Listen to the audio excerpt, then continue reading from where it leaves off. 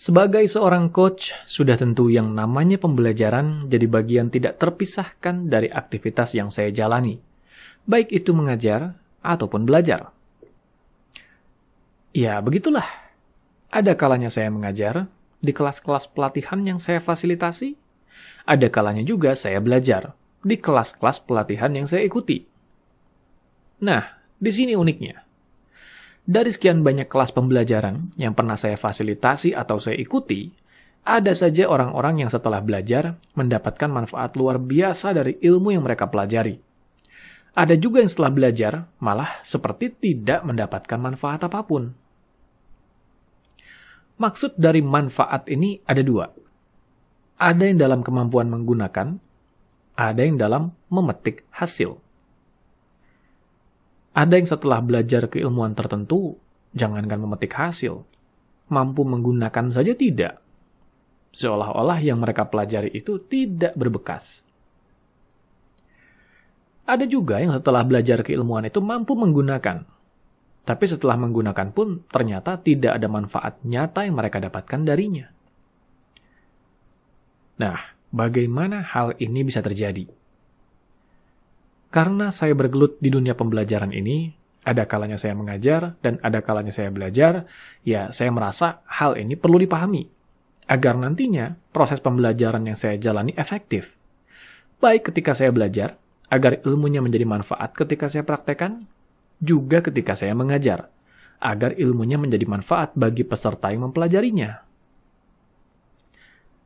Saya tidak bicarakan faktor teknis dulu ya. Faktor teknis ini maksudnya kualitas pembelajaran. Yang satu ini nanti yang paling banyak pengaruhnya ke kemampuan menggunakan yang saya bahas tadi. Maksudnya kualitas pembelajaran ini adalah bagaimana pembelajaran terjadi. Nah, ini hubungannya dengan kemampuan si pengajar dalam memfasilitasi pembelajaran pastinya. Juga kemampuan si pembelajar dalam belajar. Terkadang memang ada masalah di hal yang satu ini. Bisa karena gaya mengajar si pengajar dan juga gaya belajar si pembelajar tidak cocok. Bisa juga karena memang suasana pembelajaran yang tidak kondusif. Bisa juga karena faktor teknis lainnya. Nah, yang seru justru adalah faktor non-teknis. Karena ini paling mendasar dan paling banyak berhubungan dengan hasil atau manfaat yang didapat setelah pembelajaran. Mau faktor teknis sudah bagus dan bahkan sebagus apapun, kalau faktor non-teknis ini tidak berkualitas, pasti tetap saja tidak ada manfaat nyata yang didapat darinya. Mau si pembelajar ini sudah menguasai berbagai hal yang sudah diajarkan sekalipun, pastinya akan tetap saja tidak banyak manfaat nyata yang didapat setelah pembelajaran selesai. Apa faktor non-teknis ini? Satu kata, adab atau sikap dalam belajar. Nah, di yang satu ini yang seringkali orang tidak perhatikan. Bahkan ada juga yang menganggap remeh. Membicarakan adab ini bukan perkara singkat. Ada banyak yang harus diperhatikan.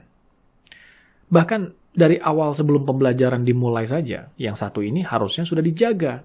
Sampai nantinya pembelajaran selesai pun begitu. Adab ini salah satunya berhubungan dengan rasa hormat. Maksudnya hormat ini yaitu ketika belajar, seberapa besar kita bisa menunjukkan rasa hormat pada keilmuan yang kita akan pelajari. Hormat pada mereka yang mengajarkannya.